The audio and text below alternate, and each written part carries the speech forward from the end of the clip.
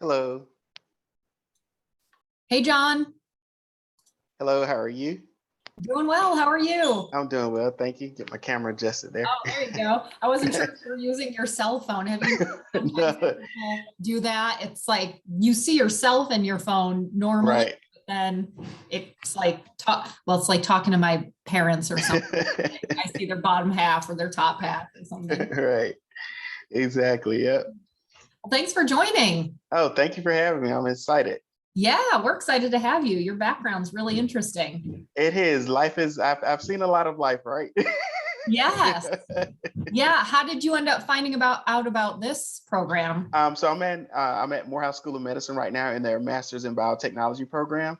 And Nakia Malicio mentioned it to us during one of our career advisement sessions. Awesome. And so I applied. I'm really excited. Yeah, that's awesome. Nakia has been amazing. And Yes. we did this little get to know you thing at one of our meetings. And do you know a little known fact about Nakia? No. Yes. He is a gigantic Hallmark fan. Really? Wow. So keep that one in your back pocket. Got it. Got it. There, yeah, I'll be on the lookout for those special looking cards, right? Well, in the holiday season, he's going to be busy because all those Oh, movies. definitely. Yeah, that is the great point taken there. Definitely. So, yeah, awesome. So we'll get started right at 4. I usually everyone comes on in the last minute or two, Okay. and we'll do intros today and then have our first workshop. Okay. Thank you. Hi, Hey, Leilani. hey, Luana. Hello, how are you all? Good, thanks. How are you? I'm doing good, thank you.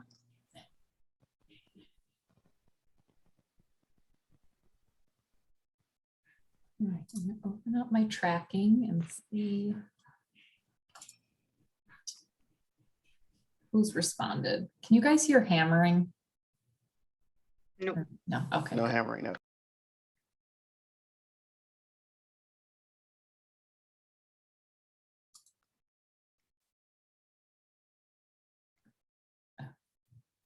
What is the so we have a ton, like 75% of mentees are from Morehouse this time around. This is the biggest Morehouse contingency or any one single school contingency we've had.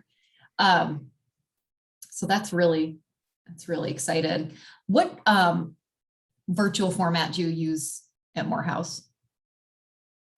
Zoom. You do? Okay. Yes. And do your professors use Outlook Calendar at all, or is that just not really a thing? Yeah, we use Outlook Calendar. Okay.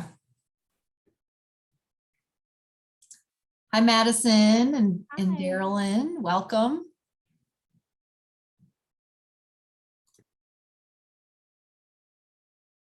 I'm sorry, I'm still at work, but hello, everyone. Yeah, no problem. I was figuring you're somewhere that you're not at home wearing a mask. We've had lab students visiting before too, and fully gowned or whatever, but we're glad you could attend. All right.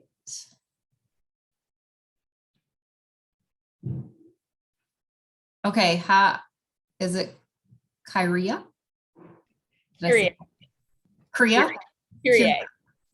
Kyria, yeah. Ah, nice.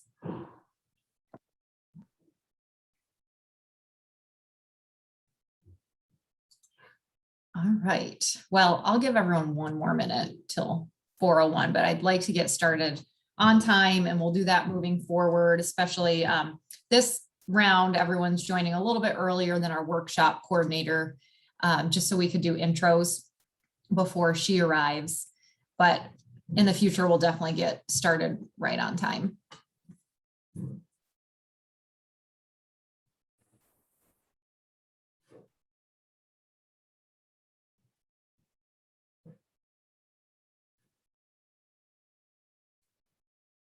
Kirthi?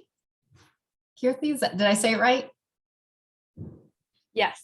Awesome. Welcome. Thank you. Dominique.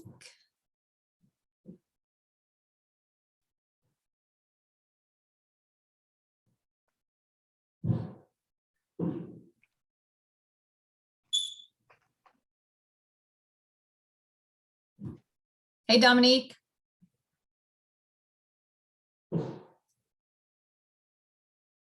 Hello, how are you? Doing well. How are you? Good. All right. Well, it's 4:01, so we will get started. Welcome. I'm sure we'll have a few more people join. I'm Kristen. I am the director of the BioEd Institute, and Megan, you can see, she's in my upper Brady Bunch corner, is our manager of our equipment depot and in charge of curriculum for the teacher training that we put on. And we are part of a larger organization that's the Center for Global Health Innovation, CGHI. We all have our acronyms, and that one's a mouthful, so we definitely use that one. So we have the Center for Global Health Innovation, and there are 3 divisions underneath there. We are the workforce division, and we are the BioEd Institute. Then there's Georgia Bio, which does advocacy and policy for the life sciences industry. And that includes industry and academia. And so we've worked together to put this program together. And the 3rd division within the Center for Global Health Innovation is the Global Health Crisis Coordination Center, GHC3. And that division responds to global health crises. And it was stood up in a very timely manner, right as COVID hit.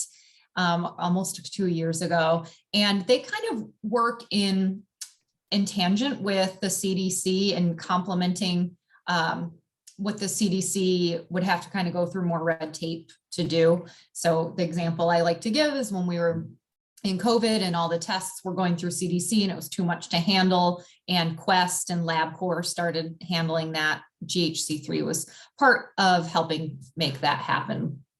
So we're a nonprofit 501c3, and we're here today because you guys are a huge part of the workforce, and we've gotten feedback that there are so many university students in upper levels who want to get into industry, but kind of need help either opening that door or just taking that first step. So that's the purpose of this program today, this whole program. And over the next 4 weeks, we'll give you just the 1-hour workshops. They should all be somewhat interactive or a lot interactive. There's a deliverable at the end, which Megan will get into more. And then in week 5, you'll be connected with 2 mentors. And hopefully those are some doors and some pathways that'll be really valuable to you. So with that, I'm going to hand it over to Megan. Yeah, welcome everybody. So like Kristen said, I'm Megan Heafy. So my background, I did my bachelor's at Georgia Tech in biology and my master's at Georgia State in biology. So I'm a Georgia person.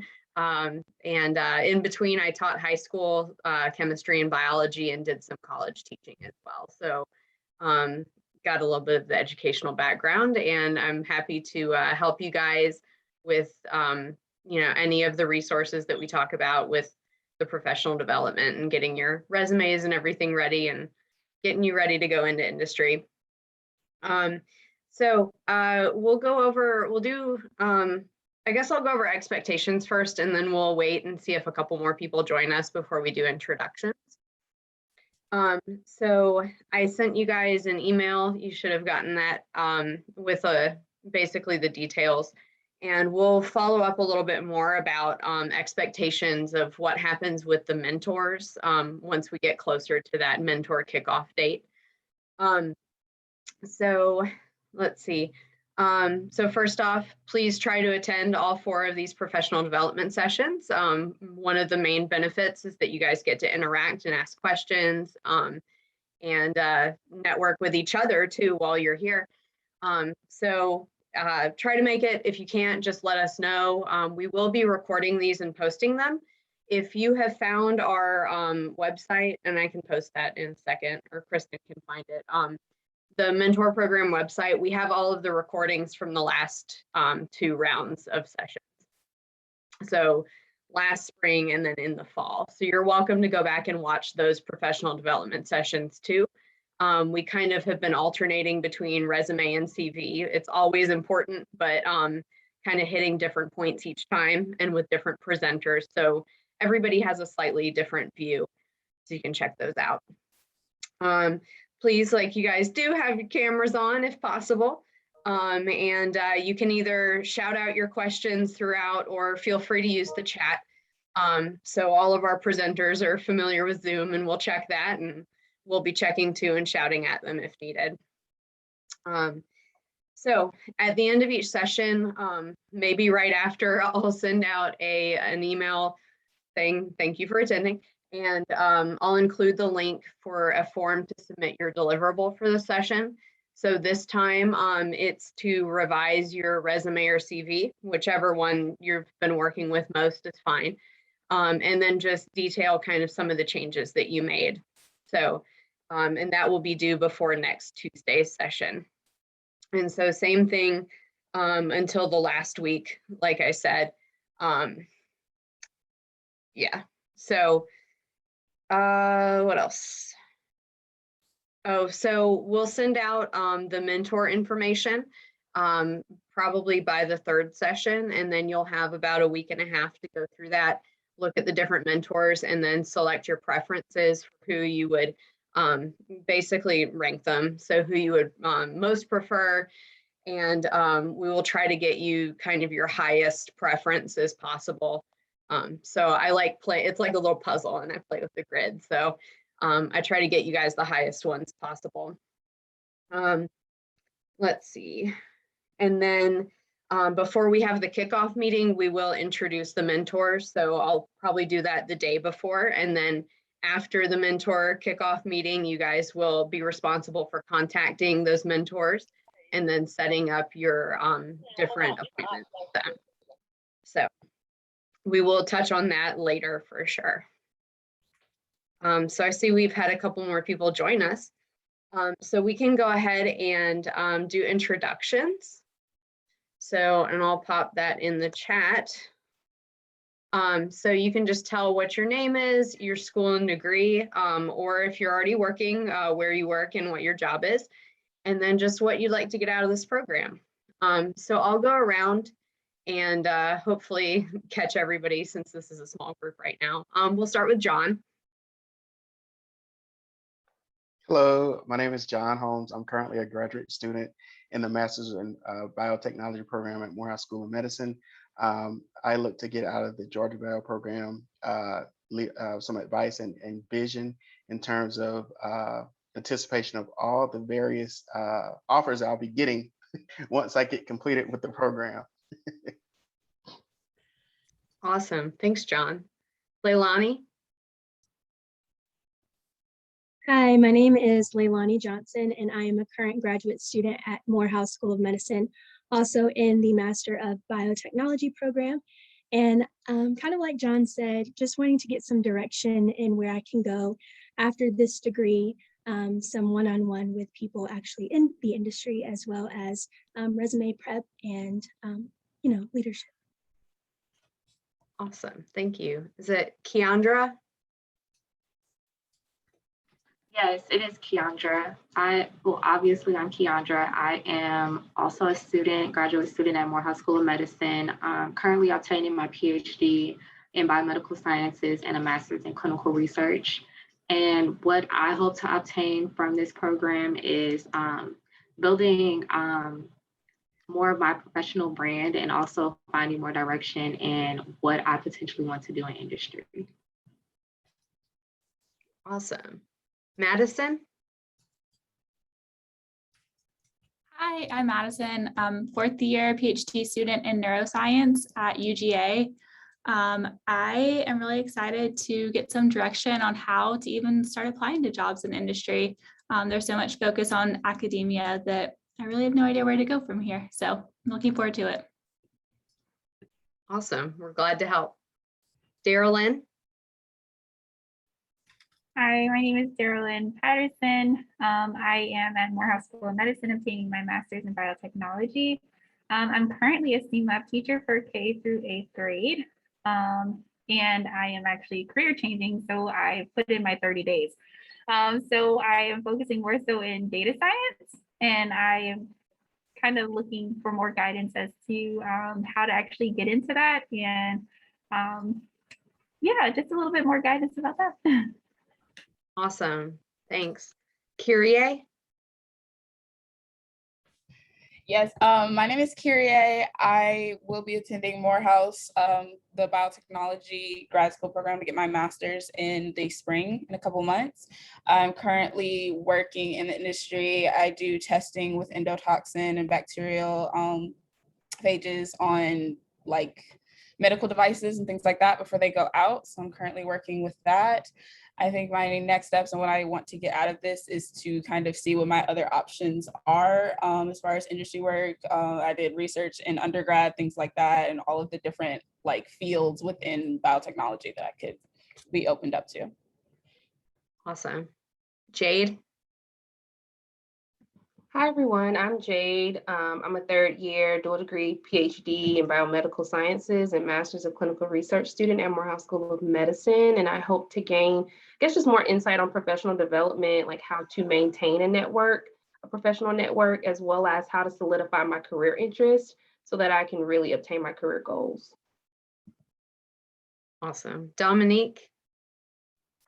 Hi, everyone. My name is Dominique Lewis. I currently am an instructor at Emory University, and I am more so just looking for, I guess, advice or guidance as to what I can, like how I can get into industry using my skills and my background information. So. Awesome. Kirthi? Hi, I'm Kirti. I'm a student at Morehouse School of Medicine's Master's in Medical Sciences program. I'm on the pre-med track to becoming hopefully a doctor, but I'm also interested in public health. So I wanted to experience this program and see what options there are in public health route and see if I want to, either be a doctor or work in the industry. Awesome. Corey? Hello, everyone. As you know, my name is Corey Young. I'm currently pursuing a PhD at Morehouse School of Medicine. And out of this, I would just like to get some mentorship, direction regarding transitioning to industry and or non-traditional science careers. Awesome. Olayinka?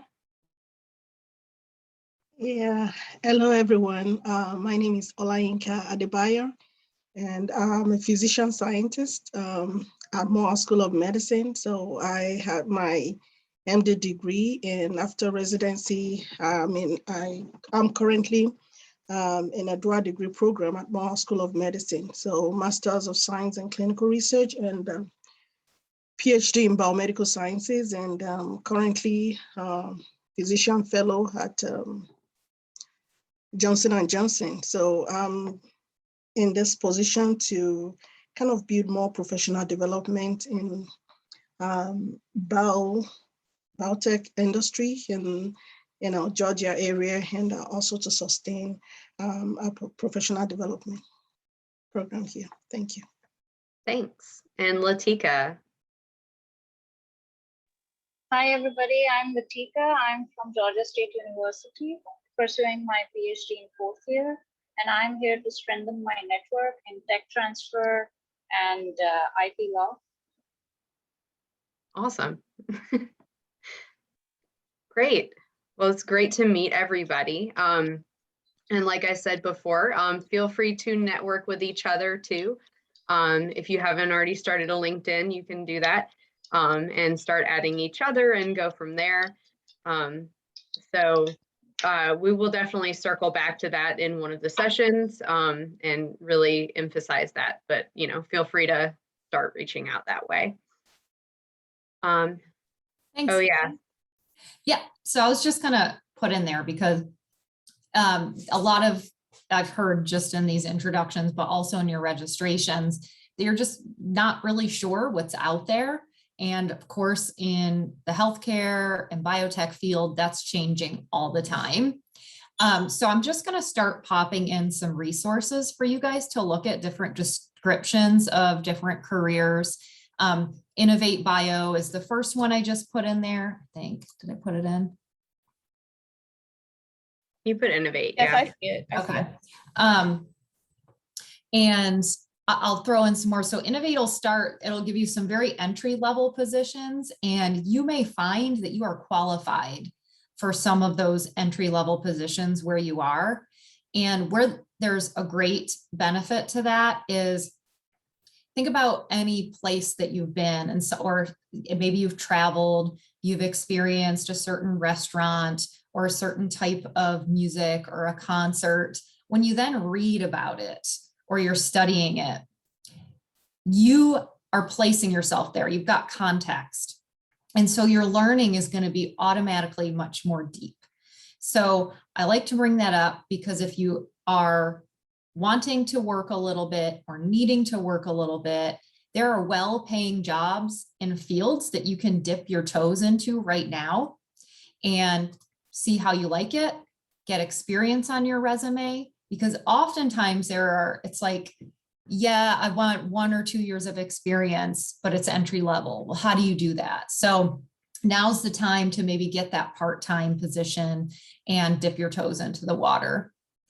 So I'll be throwing those in there. This is Innovate Bio. I already put the Georgia Bio website up there, and you can find, if you click on that and you go to resources, you can find Industry Snapshot. And that's got some great pieces of information about salaries, which is everybody's big interest, as well as degree levels that are most sought after on a national basis and on a Georgia basis, and different career sectors. In Georgia, one of our largest sectors is biomanufacturing, particularly in pharma and therapeutics. But there are all other sorts of industry. And I should also say research and development is huge here. Hi, James. Hi. Welcome. Sorry I'm late. No problem. Glad you could join.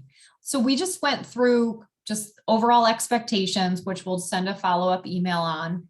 And everyone introduced themselves. So you missed that part, but lucky for you, this is being recorded and you can watch it. It was only about 5 minutes long. It went by pretty quickly, but if you can just take a minute and introduce yourself. So your name, your school, or if you're out of school, your organization, and what you'd like to get out of this program. Okay. I'm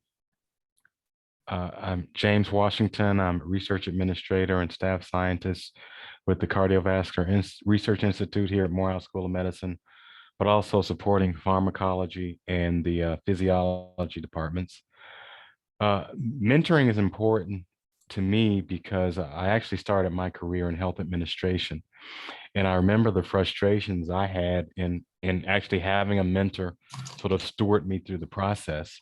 So I always said to myself, when I had the opportunities while I was in the industry, that, you know, I would be a part of helping somebody else get to the next level. Awesome. So I think that you may have registered on the mentee registration, but you actually want to serve as a mentor. Mm-hmm. Okay. So I'm going to follow up this call with you. This is our mentee. Oh, okay. Yeah. I wonder, I may have just had you in the wrong email list as well. Of course, I immediately was like, you signed up wrong. No. So we have 4 workshops for mentees over the next 4 weeks. And then in the 5th week, we'll call you back and connect you with 2 of these beautiful faces that you see here. So this is part of our mentee group. I was like, wow, you've got a lot of experience and you're coming in to be a mentee, but now that makes sense.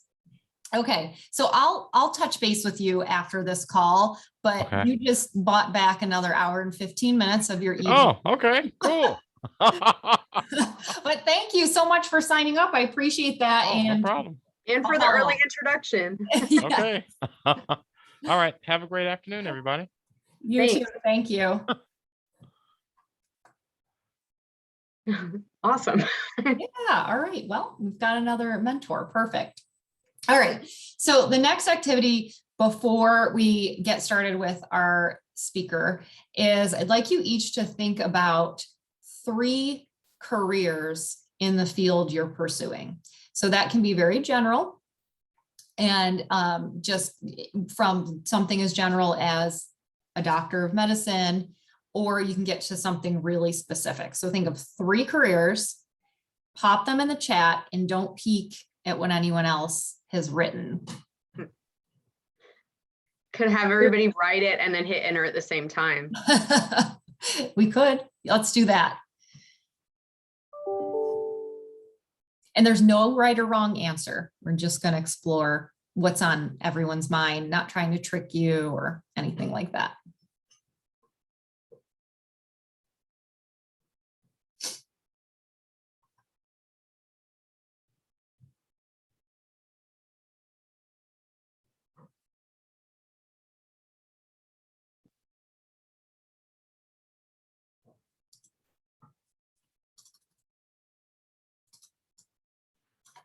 Just to clarify, we're just writing down 3 career choices that we have, or Yeah, that sound interesting to you or that you know are an option to you. Maybe they don't even sound interesting, but you're like, I know I want to do research, but all I know of is bench science and I don't want to do that or something. Gotcha. Thank you. You're welcome.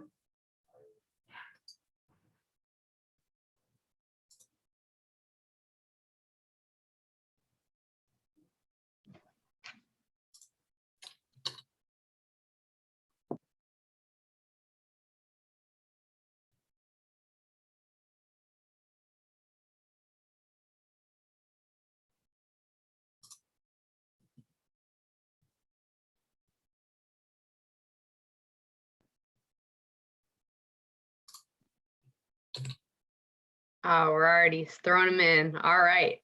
Press enter. Yeah. Gonna expand this chat window so I can see them all.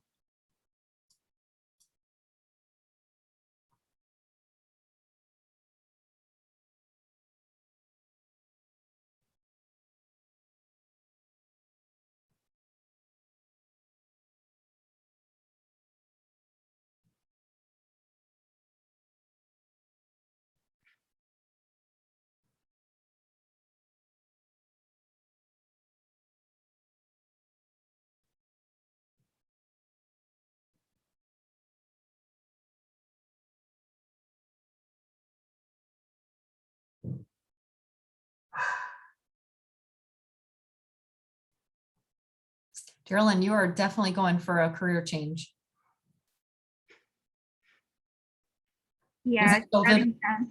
Oh yeah, and I have 2 littles at home, so it was just too much. And then the kids being away, and now they're back, and they're so excited. It's a lot. Well, Megan and I each spent a decade in the classroom, so we can relate, and we are no longer there. Yeah, it's time for me to go. Early dismissal.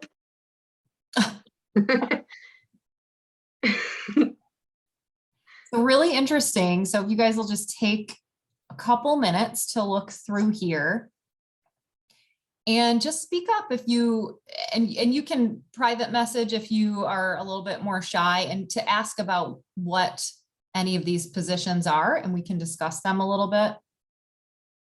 Tech transfer was something that totally makes sense to me now, but when I first got into the industry, I think it was the Georgia Tech transfer lead had to explain it to me, and he did so very simply, but really interesting.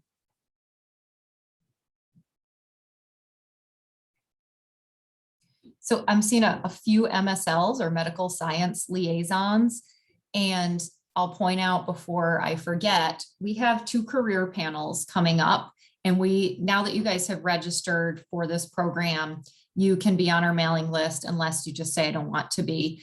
And we will just, you won't be inundated, but it's about monthly, you'll get information on different opportunities. And so we have 2 career panels coming up, one on October 5th and one on October 6th, that one of them is all about medical affairs. So a lot of writing, policy, and communication in medicine. So we'll have an MSL on there, and it's actually going to be moderated by the MSL lead at UCB, which is one of our larger pharmaceutical companies here in Georgia. And then on the 6th, it's going to be about working in national defense in bioterrorism and positions there, including health IT. So always free to students. Our events are always free to students. So make sure you sign up for that when that comes along, because it'll be nice. And there's a Q&A session at the end as well. Thanks, John. What exactly is tech transfer? Yeah. John, do you want to explain it? I can see you lighting up back there. Sure, I can give it a try. So a lot of novel indications, from medical devices to drugs, are actually developed in academia. And what happens, they get grants from the NIH a lot of times, and it's federally funded. And as a result of it, they do what they call spin-outs, where they take that academia invention or for a medical device or drug development or something like that, and then they create a company. And so what happens is they license the transfer of the technology for the professor that created it. And as a result, it's owned by the federal government as well as the institution that helped create it, that received the grant to do it. And then they commercialize it by allowing the license, they file patents on it. And then from the patents, they allow others to utilize the license of that to create more innovation with it. And so they have tech transfer offices at most universities that are research oriented. And as a result of it, they have a lot of different professors working on different things. And so they always tell them if they have a novel or something serendipitously that they come up with, call the tech transfer office immediately so they can protect it. And so at that point, because it's worth money, it's worth money. And so they license it. And that's how a lot of the larger institutions, Stanford, Harvard, and all them, they get millions and millions of dollars every year in grants from the NIH and the FDA and CMS, a lot of different entities, that NASA, Department of Defense. There's endless institutions that grant research dollars to these universities every year. And the tech transfer is how they transfer that from the academic setting to the commercial section, so it can ended up on the shelves in the form of a drug or medical device. Mic drop. Nothing to add. I know that Latika, who has joined us in our previous cohort, and I'll mention that now too, you are welcome to join in our spring cohort. We always have a fall and a spring. So if you want to meet more mentors, you are welcome to do that. So Latika is pursuing tech transfer. Latika, do you want to add anything? Hi, everybody. My training at Emory just started, and it's been like 3 bootcamp sessions right now. I'm still learning about tech transfer because all these sessions have been on WebEx, and we didn't get a chance to physically go in the office and pursue anything right now. That's why I'm just here to broaden my network.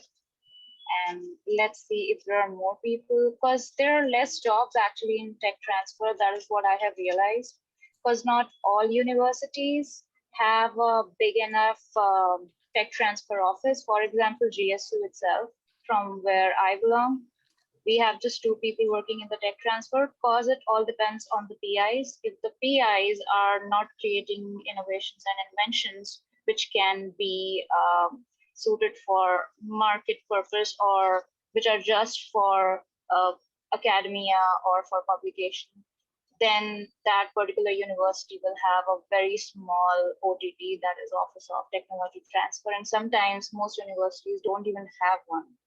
So yeah, that is what I'm realizing now. And the people who are working in OTT are basically very much experienced than all of us here.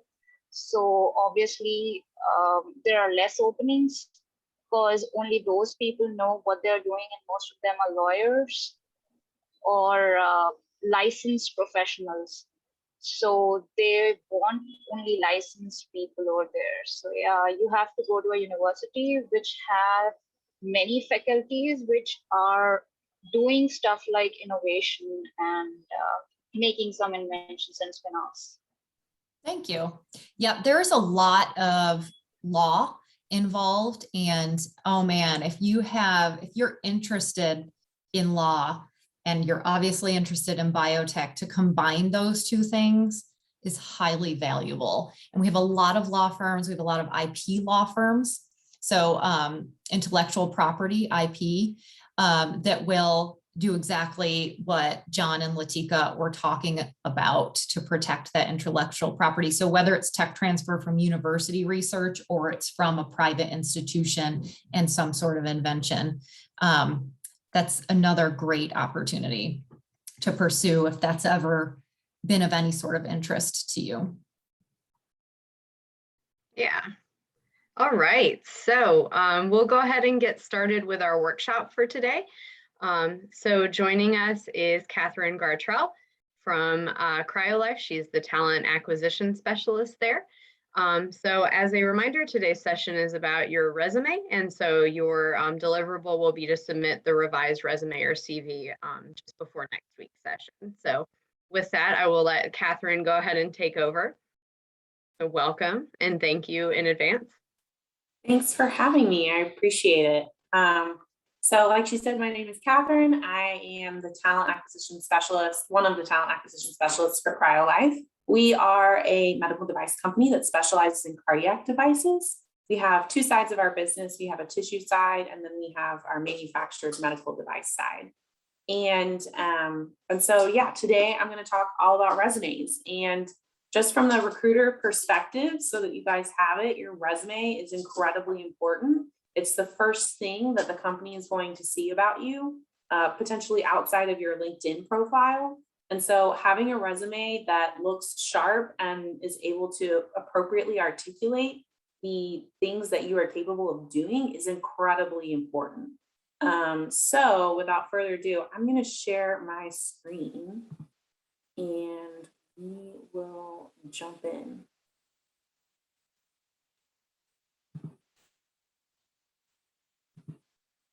Okay.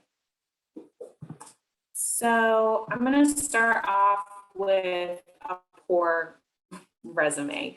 This is a resume that I actually see fairly often. It is one of the Microsoft Word templates, and it is one of my least favorite things in the world. And we'll talk about why. First, we'll just start at the top. The name is much too large. If you're trying to have a resume that's going to be 1 page long and you've done a lot of things, you need to be able to maximize on as much space as you possibly can. So having this giant header with your name on it is not going to be super conducive to allowing you to fit as much as you possibly can on your resume. The next thing that I'll talk about with this one is the experience section is fairly short, which is okay. If you're a new grad and you don't have that much experience, that's all right. We're going to talk about other ways that you can beef up your resume without simply having work experience. But some of the issues that I have with this are that they don't have bullet points. This is in paragraph form. And me as a recruiter, I'm looking at, some days I'm looking at hundreds of resumes a day. And so being able to have a quick bullet point that I can read easily is very important. The other thing is that the way that this is kind of designed is not super efficient or effective in helping me see clearly, you know, okay, they worked at this company for this long and they did this for this long, because it's all listed kind of, and that's not really the way the eye flows when it looks at a page. It doesn't flow straight down, it flows left to right because that's how we read. And so not having the paragraphs is important. Making sure that your bullet points are really great is going to be fantastic. And we'll talk a little bit about that later. The other thing about this that I don't particularly like is the education section. This is, it just doesn't look very great, I'm going to be honest. So we really want to try and make our education section, you want to put it at the top of your resume. If you're a new grad, if you have some experience, you can put it at the bottom of your resume because you really want to highlight your experience. But as a new grad, you want to highlight where you're graduating from and what you studied.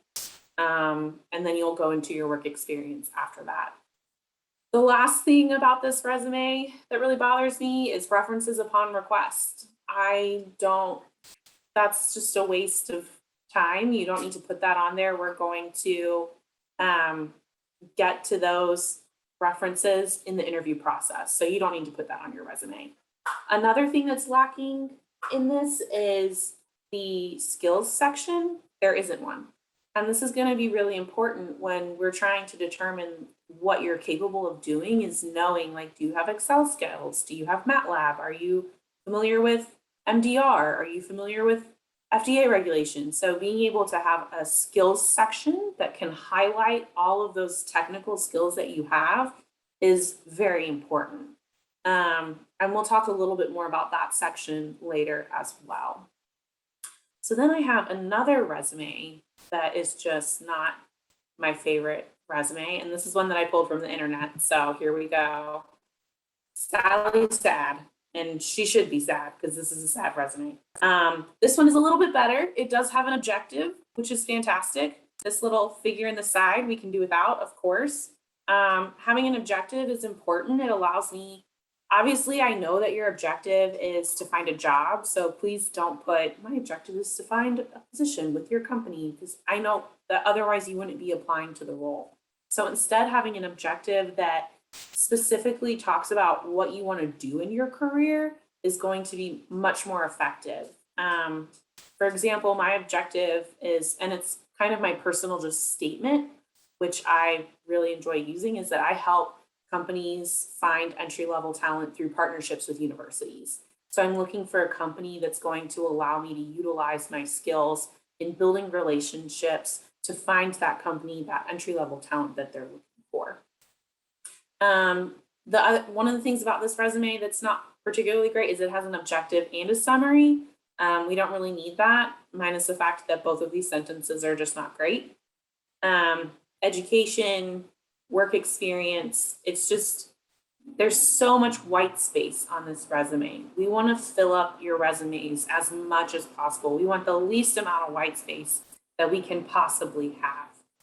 So making sure that you have correct margins. A lot of times I see people that have smaller margins.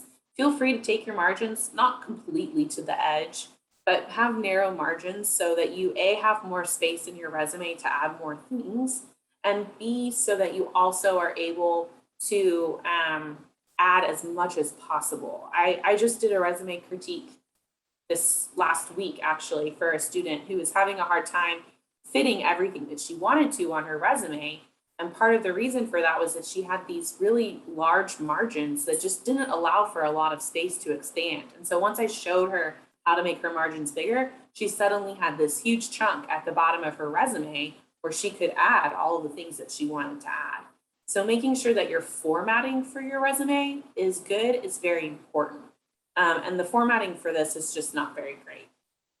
Another thing that I see on resumes pretty frequently, actually, that is not necessary and a pet peeve of mine is hobbies. I don't mean to be offensive. I don't care that your hobby is dancing or photography or social media or kayaking or whatever your hobby happens to be. That doesn't tell me necessarily about what you're capable of doing in the job.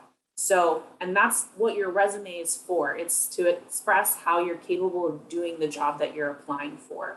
So having anything on your resume that doesn't necessarily show, doesn't show leadership skill, doesn't show research skill, doesn't show, project skills, work skills, not going to be necessary.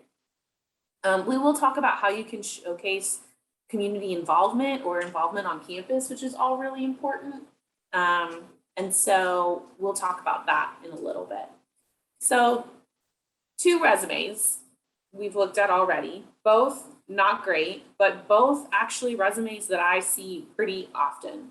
And it just makes it hard as a recruiter when you are constantly looking through resumes, every single day and LinkedIn profiles every single day to be able to understand what a person is actually capable of. So let's go look at some good resumes now. There we go. Okay, this is one of my favorite templates for a resume. I can definitely send it to Kristen or Megan and y'all can share it with the group if you want. But I really like this resume because it has absolutely everything that you're going to need to express how you're capable of doing the job. So we'll start off with the top, right? This header isn't too large. It shows me who you are. Your email is right here, your address. I personally don't think you need to put your full address on a resume. And a couple of reasons for that are that you're posting this resume on Career Builders, on Indeed, on LinkedIn, and that's just giving a lot of people a lot of leeway to see a lot of personal information. So that's just for me, from my personal side. I wouldn't want everyone in the world to know my personal address. But putting your city and your state is really important, because that will help me know as a recruiter, can this person commute to the job location? Are they willing to? Or are they outside of the state? Would they be looking for a remote opportunity? So having something about where you live is important, but I don't think you necessarily need to have your full address. Your phone number and your LinkedIn profile are also super great things that you can add to your resume. Believe it or not, I have had resumes that don't have any contact information on them. And so the only way I know how to contact the person is because of the information they put in their application. But when I'm looking through resumes, and you got to have contact information, it's incredibly important. You want a recruiter to call you, you got to give them your phone number, right? The next thing about this resume that I really appreciate is the university section, education section. This gives a great opportunity to showcase your skills, right? So it talks about the university that they went to, the degree that they had. If they had a minor, it shows their GPA, and any scholarships that they received, you can definitely put those at the bottom. So sorry, I have a dog and she's doing some things at the moment, and I'm not sure what they are, but we're gonna keep going. I've also seen a lot of people that put their high school on their resume. I don't necessarily think that it's one of my shoes, that's fine. I don't think that that's important. A lot of students are really proud of the high school that they went to. Maybe you were a part of a magnet program or something like that. But really what we want to showcase is what you've done in the last 4 years that you were in college. Or what we want to showcase is what you've done since you've left college. So putting your high school on there is not necessary, but I do see it quite frequently. The next thing that we'll talk about is the different sections of the resume that you can have. So a lot of times what I see is people that just put their work experience on their resume, but they don't realize that they can have their internships and research experience, and then their employment experience, and then their campus involvement. And you can make either section as big or as small as you want, depending on what you are most involved with. I have a lot of students that I've worked with that were very much involved in Greek life. They were maybe the president or the vice president or the treasurer or something of their Greek life. And so they really want to highlight the things that they did on campus. Make your campus and community involvement section bigger so that you can really expand on those things. If you did a lot of research and you were maybe a research assistant, definitely put internships, research, class projects are another really great thing that you can add to your resume. A lot of students don't even think about adding class projects simply because it's from class, but you're learning things in your classroom. That's why you go and get an education, is so you can learn things, and those things have value in the workforce. And so being able to showcase them is really important.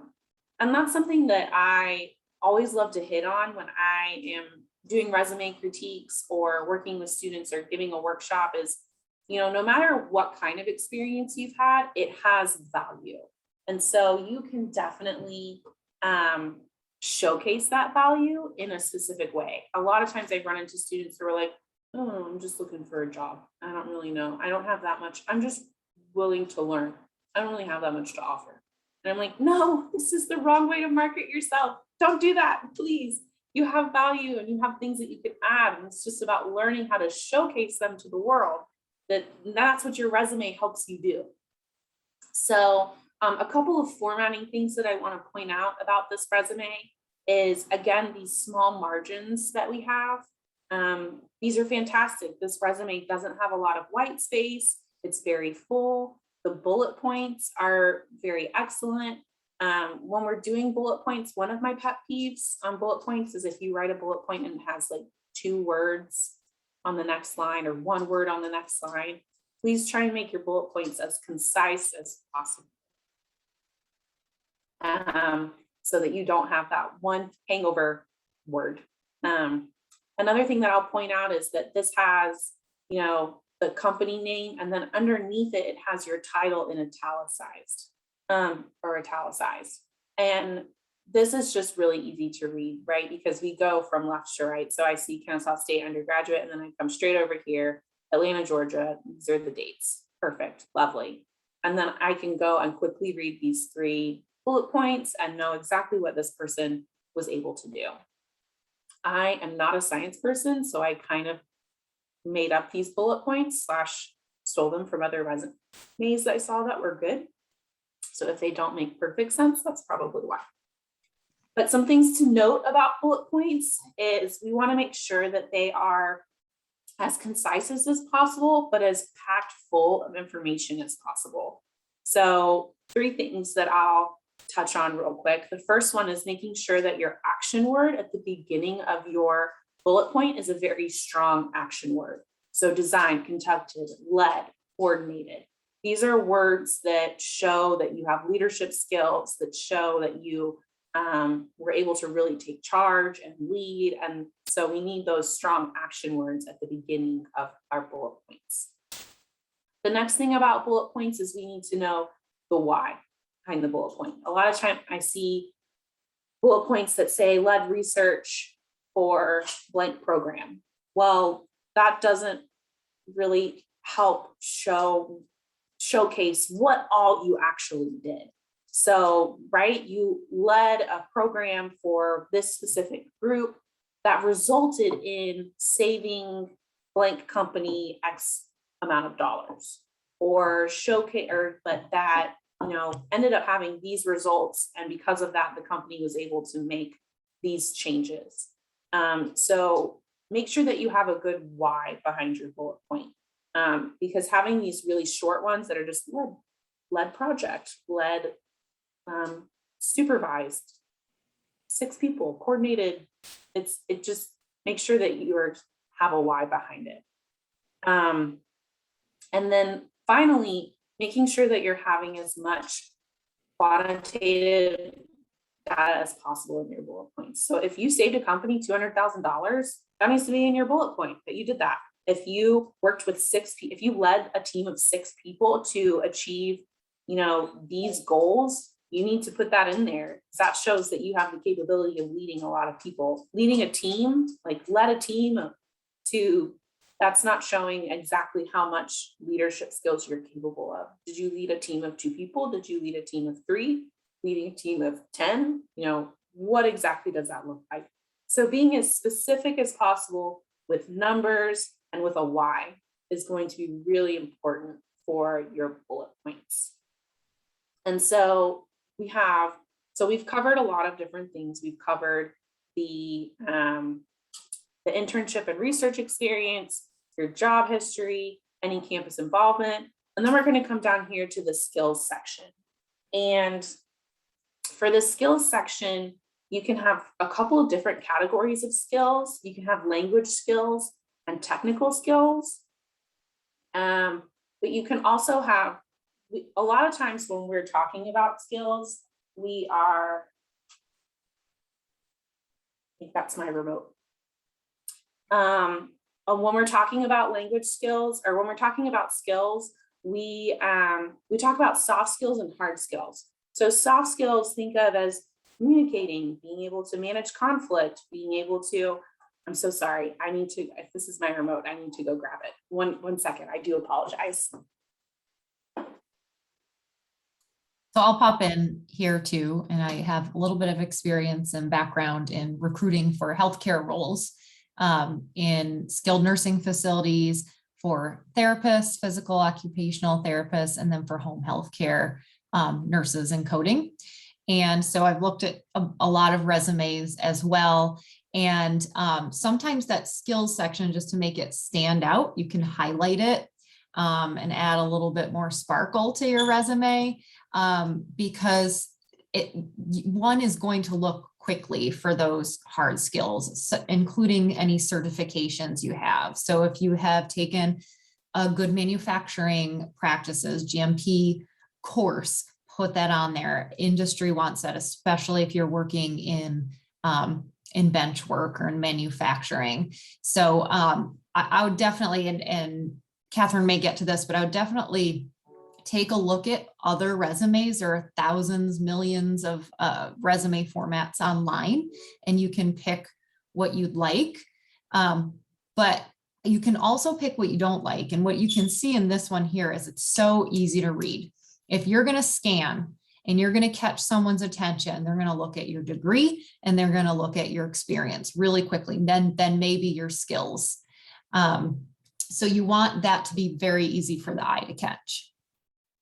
Yes, definitely. One of the things that I was going to say about the skills section is a lot of people do ask me, you know, do I put soft skills on my resume? And I don't think that that's necessary. That's kind of what our interviewing process is for, is assessing your soft skills on your resume. We just want to see the cold hard facts, right? So definitely putting your technical skills. I love, Kristen, what you said about certifications. That's something that you can definitely put in the skills section as well. You can put a little section that says technical skills and then a little section that says certifications. So those are all really good things. I have another resume that I really like. This one is a resume that, you know, it looks like what we talked about. It's very clean. This one, it's different than the other one in that it has a profile at the top, right? It has that objective. It has the that summary, if you will, of what that person is looking for. And this resume is for someone that maybe has a little bit more experience. And so they don't necessarily need to have their education right at the top. Their education can go down to the bottom. What they need at the top is a summary of their qualifications. So I have 20 years of experience in the cardiovascular space. Well, that's really important for us because we're a cardiovascular company. So knowing right off the bat that you have that cardio experience is going to be super great. And so that's kind of what you want to be able to highlight in your profile is your top priorities, really. Like, what are the 2 things that you want a company to know about you right off the bat? And then again, going into the work experience, this is all really clean. One of the things that I'll say is, you know, making sure that your bullet points align. And so having the correct bullet points here and then having a different set of bullet points here, that's super helpful because it's indented. But I've definitely seen resumes that have 2 or 3 different kinds of bullet points. And so making sure that those are all concise and clean looking is really important.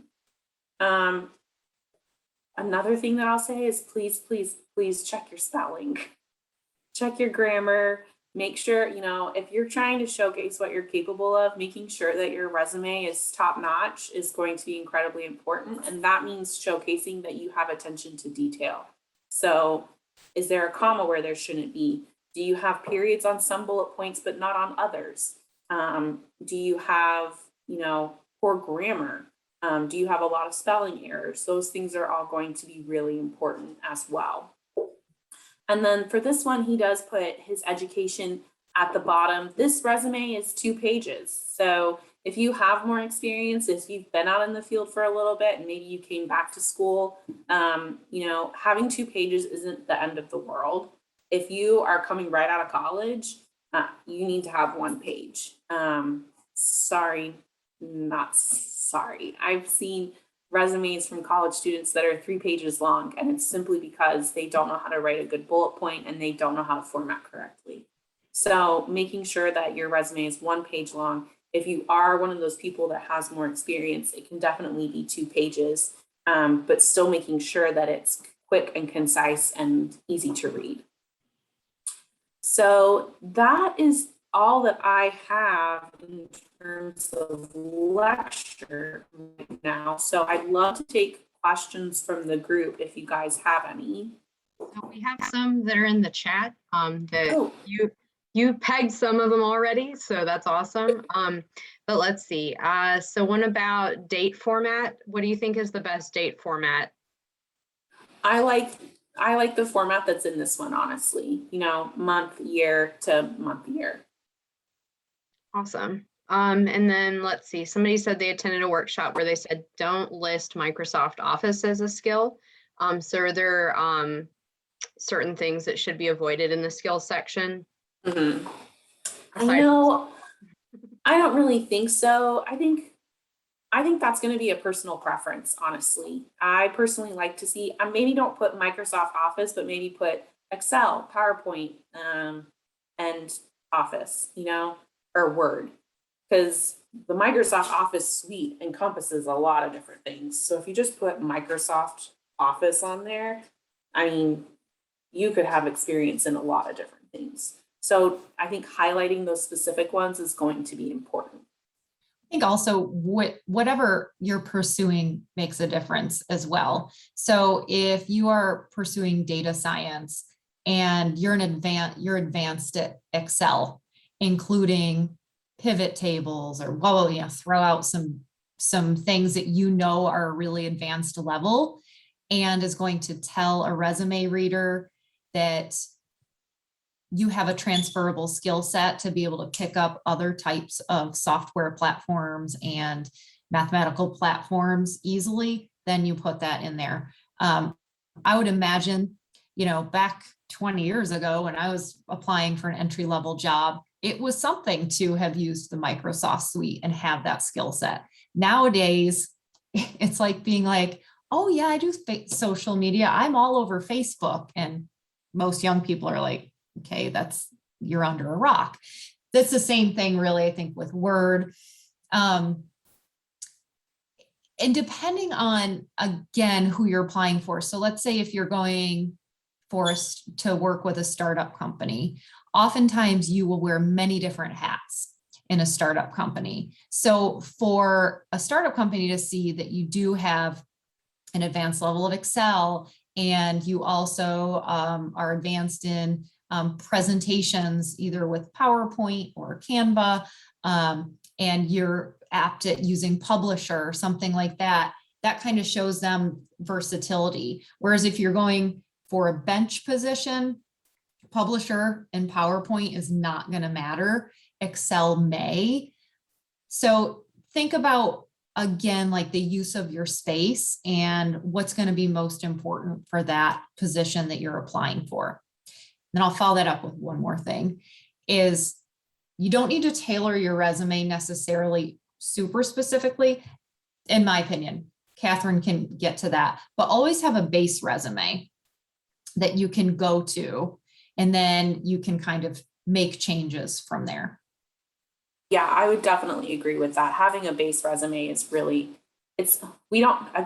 being super specific, that just takes a lot of work, and trying to find a job is honestly a full-time job in a lot of ways. And so having to try and minutely edit your resume to perfectly match the job description is just too much. It's too much work. Ain't nobody got time for that. So having that base resume and then tailoring it specifically for, you know, certain aspects of a job, maybe you tweak a bullet point here and there, that's definitely going to be the way to go.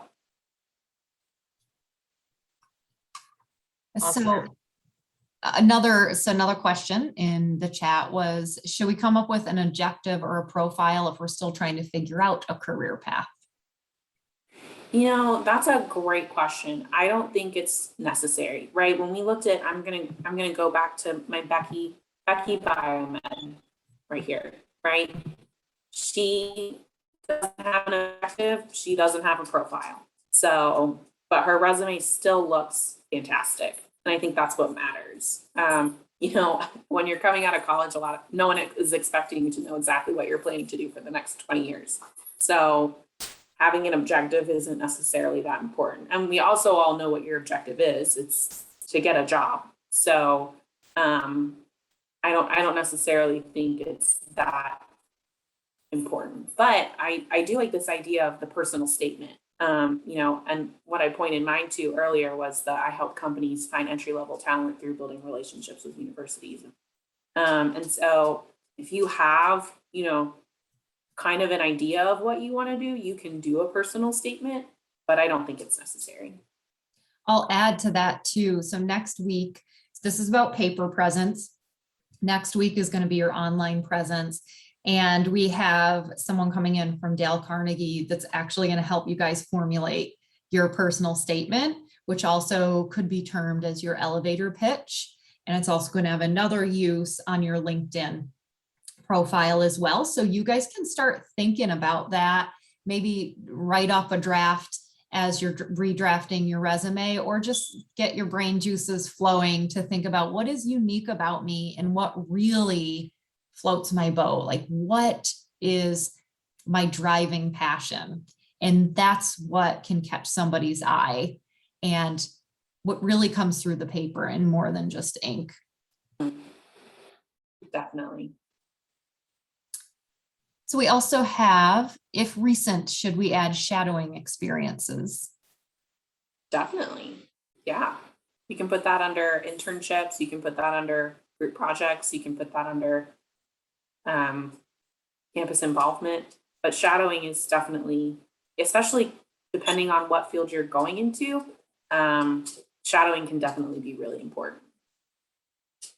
Yeah, and so we'll address that too in our interview workshop, in talking about your resume, not just repeating what you've written, but taking your experiences and communicating to the interviewer how that can be applied in the new setting. So again, that transferable set of skills and the communication piece is so important. I can't stress enough practicing that and preparing for an interview. Someone I know used to post around his office when he was interviewing different scenarios on the big chart paper so that he could refer to it. You know, there are certain things you'll probably be asked. So maybe not what's your objective, but what's your 5-year objective? And so just to be thinking ahead on those kinds of things and be able to refer to your resume. Yeah, I would definitely second that for sure, especially the piece about reading from, like, just repeating what's on your resume. The resume is the quick, like, snapshot. And the interview is the opportunity to really expand on that snapshot and get into a deep dive of what it is that you're actually capable of. So a lot of times I find that people who just read from their resume aren't able to actually understand what it is that they did. Mm-hmm. And so because of that, I'm not going to hire you if you don't know what it is that you're doing. So it's important to be able to articulate that well. Mm-hmm. If a job posting gives a CV or resume as a choice, is one preferred over the other? I feel like CV and resume are the same. So I don't think it matters. Kristen, you can correct me if I'm wrong. So industry has been using those interchangeably over time. And really a CV is much different than a resume. If an industry member asks for CV or resume, they're using it as a synonym and they really mean resume. If you are applying at a research facility, particularly in academia, and they ask for a CV, it's an actual CV. So a CV is going to start with your education. It's going to include all of your publications, all of the research that you were involved in. It's very research specific. So that's probably why, Catherine, if you've only been in industry, those two words are definitely used synonymously. They are not synonyms. If you're asked for it in an academic setting, they're synonyms if you've been asked for it in an industry setting, unless it's like heavy research industry, which I still, even R&D, I'm not even sure that they'd actually want your CV. So to be on the safe side, I'd just do the resume if they ask for a choice. One other question. I guess I found the next question. So how far back should you go with work experience? I mean, it depends. It depends. If you've been in the field for a little bit, you want to be able to show all of the experience that you've had. If you're just getting into the field and you've had internships, but then you've also worked at McDonald's, I think for people that are coming right out of college, you really want to highlight your college experiences. And so I don't think you need to go back to high school per se. For like, if you had a high school job, I don't think you need to put that in your resume. But if you had a job all throughout college, highlighting that, I think, is what's most important. Because that's where the things that actually pertain to the jobs that you're applying for begin, right? That's where you start learning those things that are actually going to be used every day for the jobs that you're in. Not to say that you can't put, if you worked at McDonald's to pay your way through school, that's not to say that you can't put it on there. You definitely can. That work is valuable. It shows that you are a hard worker. It shows that you have a lot of drive. It can show a lot of things about you. But I don't think you need to go back so far as to high school for work experience. Unless you had something like you were in a management role, put into a management role or supervisor, shift supervisor, depending on where you're going to apply to, that might show that you had some leadership skills at an early age. Yes, valid. That's a good point. Okay, so then we got down a little farther. Should the CV be tailored? We started to touch on this, but how tailored if you're going to go that far? So we said maybe a base resume or CV. So I'm reading this one as CV as in resume. If this person is talking about, if Geraldine, if you're talking about actual CV for research, we can circle back to it, but I'm going to assume you meant and resume, and how tailored should it be? Yeah, I was speaking more so to the CV actually being a CV. And when we're talking about that, because I know it's just like, maybe kind of keeping to the idea of what you guys are saying, is like maybe just have like a base CV and then tailor it to different positions. I'm not sure, but that's what my question was, is like, should we tailor it to the different positions that we're applying to? Especially if those positions are a little different than the other, if that makes sense. Yeah, I think look at the job descriptions of all obviously you want to read the job descriptions of all the jobs you're applying to, but really look at them and see what are the technical skills that they're looking for. And then I would just find ways to showcase those skills in your resume. Again, having that base resume is important. I don't think it needs to be incredibly tailored, but finding like maybe highlight or circle or something, the words that are most often in the resume or in the job description, and then highlight those, how you are able to do those things in your resume. And I'm not sure too, if maybe you're thinking, so there are algorithms that are picking up and making matches on Indeed and LinkedIn and so on. So if you're trying to catch the attention of the AI, then there are probably certain things that you'd want on there. But so you can find that type of stuff. So let's say did you say you're interested in data science? Is that you?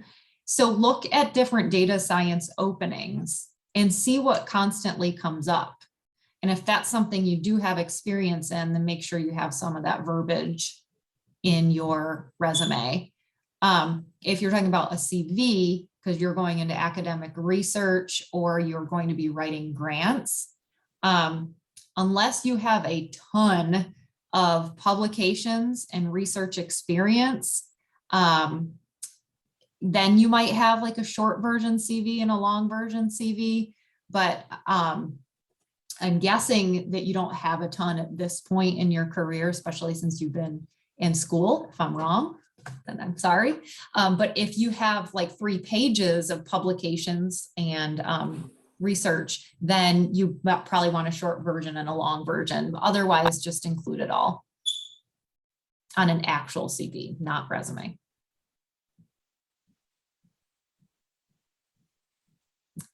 So we've got down here, cover letters. Are they necessary to send with resumes, and how should they be written? Oh, I personally think this is a personal preference. Personally, how many times can I say that word? So for me, cover letters aren't necessary. Simply because I am looking through so many resumes, to sit down and read a cover letter is going to be challenging. But I do have a lot of hiring managers that do appreciate a good cover letter. So while I might not read the cover letter fully, the hiring manager will. So I think if they ask for a cover letter, having one is definitely important. Now, as in terms of how to write a cover letter, there's a lot of things that there's a lot of examples that you can look up online that can help you with that. But mainly the cover letter is essentially explaining why you think their company is going to be great, or why you're interested in their company, and how your skills are going to be able to fulfill the job. So we want to start off with our introduction. How did you find out about their job? And why are you interested in it? And then explain how you are going to be able to fulfill the job duties. So, my name is Catherine. I saw your job posting on Indeed. I'm very interested in your company because X, Y, and Z. And I feel that I could be a great fit for this role because of my skills in this, and this area. I'm incredibly excited for the opportunity to interview with your company. And of course, you are going to want to fluff this up a little bit more. I'm just being quick, but definitely having those components is important. And what I've seen, it's either if someone asks for it, it's a requirement. And so you need to include it, but a lot of people don't. And a lot of resumes, where do you get your resumes, Catherine? Are you pulling them from Indeed or LinkedIn? Are people submitting them through a CRM? How do you get resumes on your desk or in front of you? All of the above. So LinkedIn actually has, again, into the recruiter perspective, LinkedIn has a back site where I can go and search for people that have the skills that I'm looking for. And that's part of the reason that having your LinkedIn profile top notch is so important, because recruiters are looking for you on LinkedIn and on Indeed. And so, being able to have all the information that you need on LinkedIn is important, but often people don't post their resumes on LinkedIn. And so I'm reaching out to them and asking them to apply to my positions. And then once they apply is when I see their resume. And I've had a lot of people that have applied to positions, and I've had a good conversation with them, and then they apply and I'm like, your resume is so not great. How can I present this to my hiring manager? And so it just goes to show how, you can have a great conversation with someone, but then when you don't have a very good resume, this happened to me recently. I had a candidate, I had a really great conversation with her. I found her on LinkedIn, we chatted, and I wanted to present her to my hiring manager. But when she applied, her resume wasn't tailored to our position. And so our position was, we're looking for another recruiter right now. And she put on her resume that she was looking for jobs in operations. And she had this huge giant paragraph about how she was looking for jobs in operations. And then below the giant paragraph about operations, she had a smaller paragraph about HR and talent. And I was like, I can't present this. My hiring manager is not going to accept this because you clearly don't have an interest in HR. Clearly, this is what you're actually interested in. And so having both your LinkedIn and your resume in top shape is definitely very important. But that's how I'm getting most of my resumes, is I'm going out and looking for people and asking them to apply. Okay, so the takeaway from that is you aren't going to have a cover letter on your LinkedIn. You're not going to have a cover letter when you post your resume on Indeed. So the cover letter is not as big of a deal as I think it used to be in the past, because just recruiting happens in such a different way. And I would imagine too that So part of this, our final workshop's networking. It's going to be huge. The networking piece is going to be huge. All of these pieces are. The resume is a potential pathway in. Your LinkedIn is a potential pathway in. Your interview, that door is open and it's a pathway to take the next step. Networking, you never know where the many pathways that are going to be open. So we're trying to, in each of these workshops, provide you guys with another set of support to get you there. But I think another takeaway from what Catherine's saying is pay attention to detail.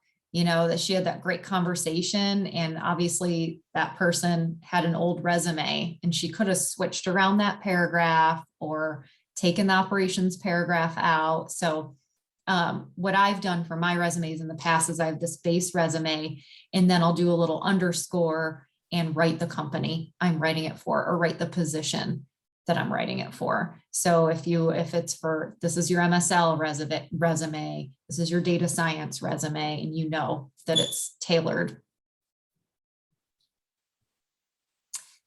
What are your thoughts on GPA and relevant coursework?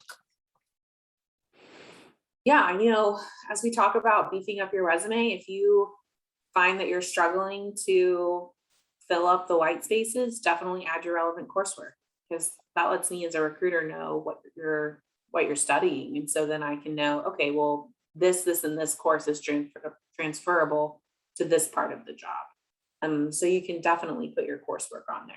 If you are struggling because you have so much that you want to add to your resume, I think you can leave your coursework off.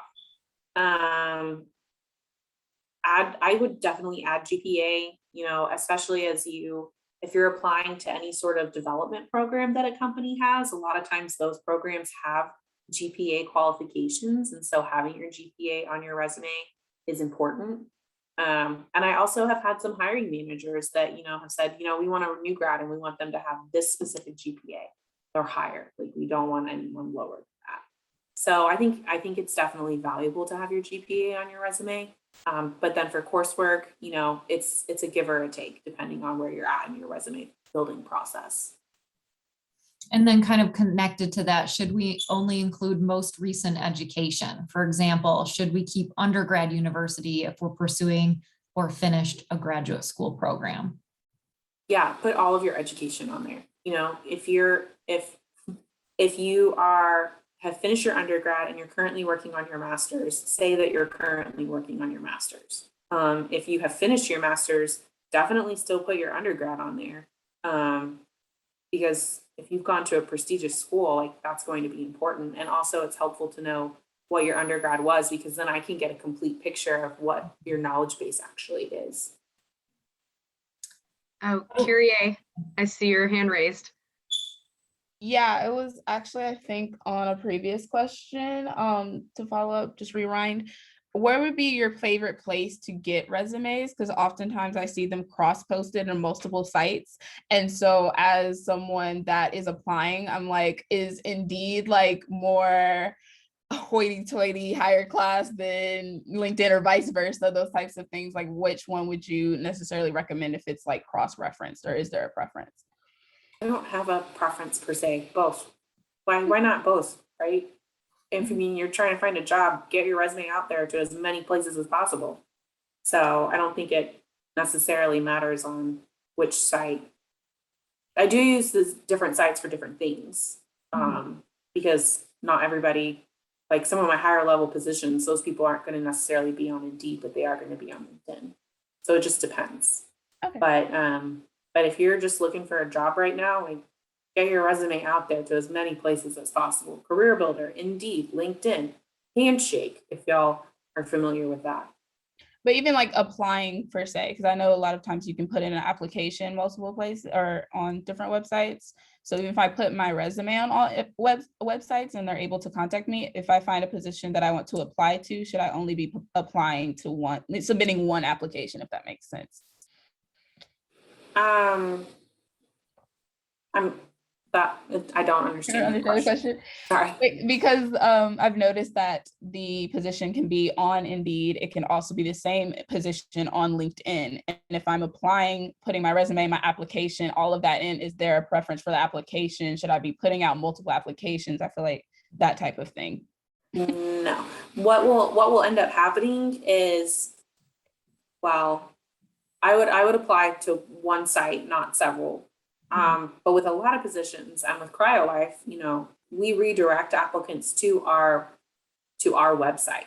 Okay. So so a lot of positions I think should be doing that. They should be redirecting you to the company website. And go, and if they don't redirect you to the company website, go to the company website and find the position that you're looking for and apply there. That's usually what I do, but I didn't know if there was a preference if it wasn't posted or something like that, but thank you. Yeah. I'll say too that Indeed kind of they own some of the other companies or have rights to pull from other job aggregates like Career Builder and so on. So if you're going to choose one, choose Indeed, and it's going to get out there. And then your LinkedIn profile is something totally separate. So make sure you do that as well.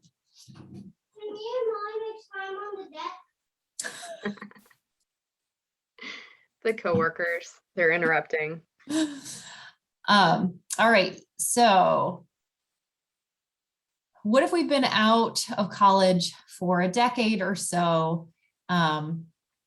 But the experience we've had in the working world is relevant to the position we're looking to get. What's the cutoff for adding experiences to our resume? I don't think that there is a cutoff.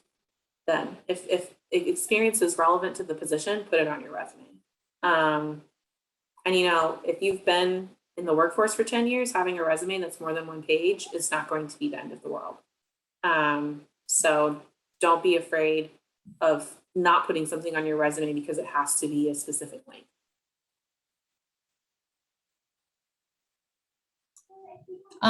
Maybe, and Megan went from teaching to industry or nonprofit. I did as well, but Megan, you want to maybe talk about how you pulled your relevant skill sets and experiences and talked about them in your interview? Oh yeah, I had to switch it up.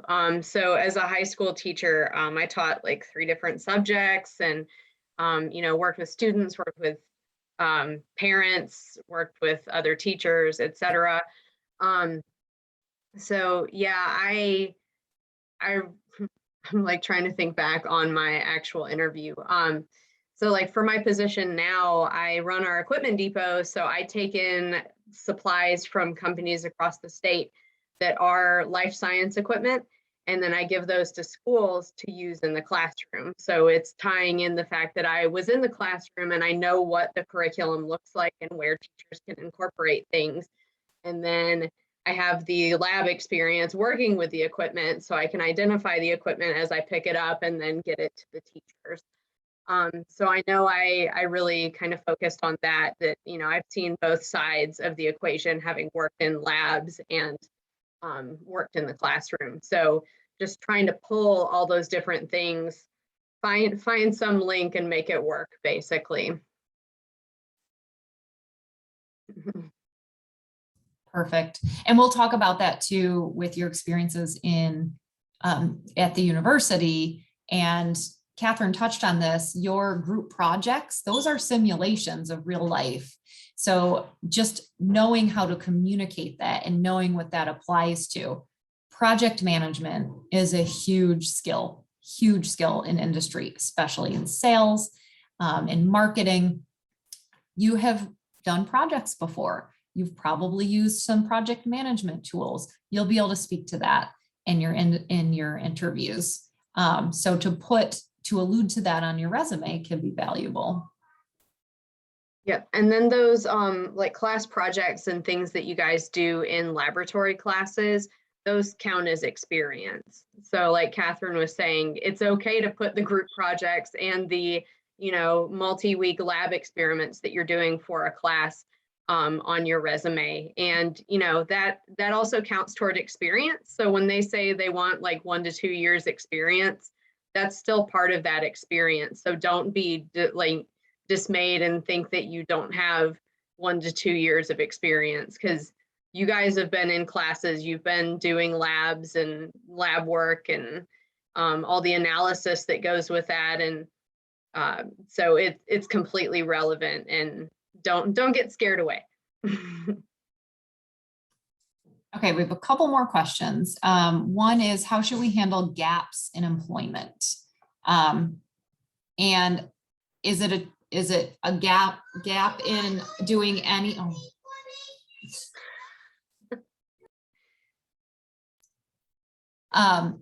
Is it a gap in doing anything, or is it like employment and then clearly plugs in where you went back to school? That would be something different and very not even necessary to explain as a matter of fact. But yeah, go ahead.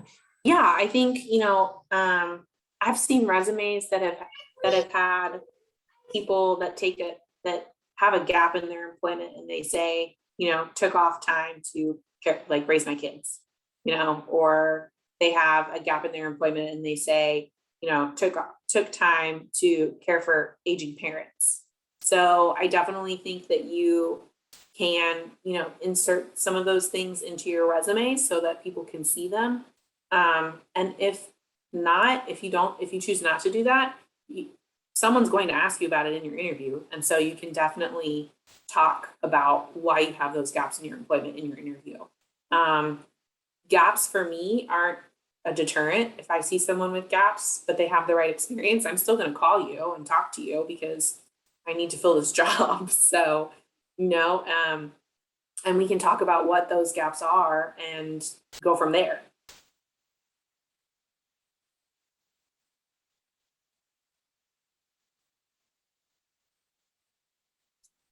I think I covered them all. Fantastic. Oh, one last one. Should we post base resumes on LinkedIn? What are the pros and cons, especially since it's not tailored?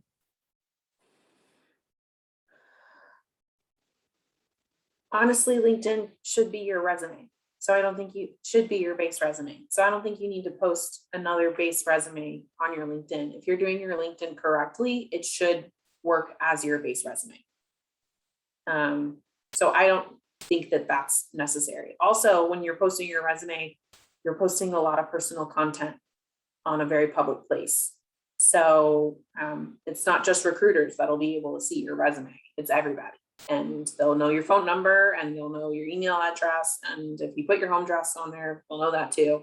So I personally don't think that you need to. I think we're pretty fortunate in this area to put Greater Atlanta, and I've never lived in an area that has a larger Greater Atlanta of what's considered Atlanta, or people call it. So putting Greater Atlanta, if you do reside in this area, is totally acceptable. Athens as well. Any major city that you're fairly close to, you can put that.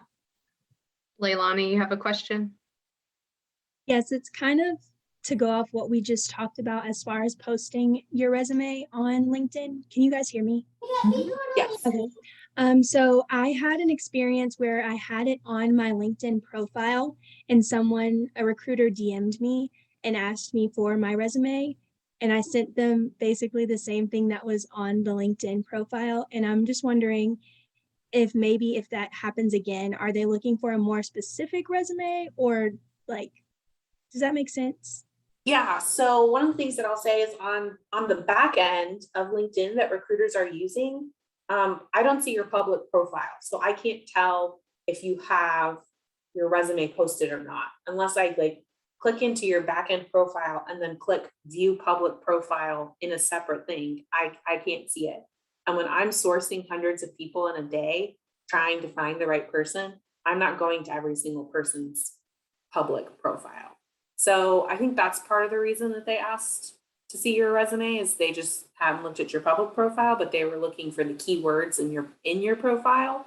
And once they saw those, hey, it would be great to chat with you. Can you send me your resume? But definitely take that opportunity to tailor the resume to what they're looking for.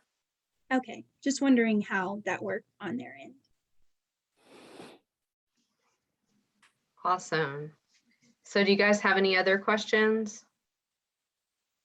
Oh, keywords to have on LinkedIn. So anything related to the job you're looking for, definitely. Pretty much, yeah. All of your skills that you have. I mean, LinkedIn is beautiful in that it's not one page. So you don't have to worry about limiting it. You can put as much on there as you need to. Hit all the keywords. Yeah, get all of them, all the keywords. Awesome. Thank you. So yeah, if you guys have any other questions for Catherine, we can certainly pass them along after the session. So thank you so much, Catherine, for joining us today and giving. Thank you for having me. Yeah, it's been a great experience. And just to end with some encouragement, you guys are doing great and you're going to do great and you're going to find a job. And it is a full-time job and it can be very discouraging at times, but keep at it because that job will come and it will work out. awesome.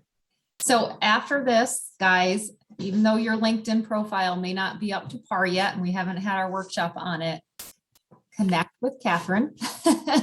She is a recruiter, and I'm sure she's open to, especially since your passion is to, please stop, is to connect with college students and place entry-level positions. This is perfect. So definitely, like, every chance you have, I always follow up a meeting with, hey, nice to meet you. And then there's that instant connection of why you are reaching out to this person. So if you guys do that in the next 24 hours and are thanking her for the presentation or advice or whatever, it's a great time to start building up your LinkedIn network. Yeah, awesome. Good point. All right, and just last, remember your deliverable for this session will be to submit a revised resume or CV if you so choose.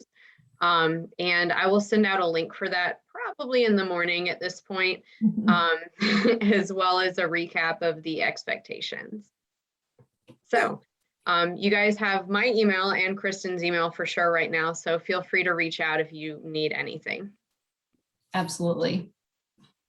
Thanks all. Thanks, Catherine. We appreciate your expert advice. And thank you to all the mentees for showing up today and turning your cameras on if you could. It's so much better that way. So we appreciate that. I know that means you can't enjoy your dinner at the same time, but sometimes you have to do that too. So we get that as well. But we'll see you guys next week, probably with a little extra company, but I'll try not. Have an awesome night. All right. Thank you. You're welcome. Bye-bye.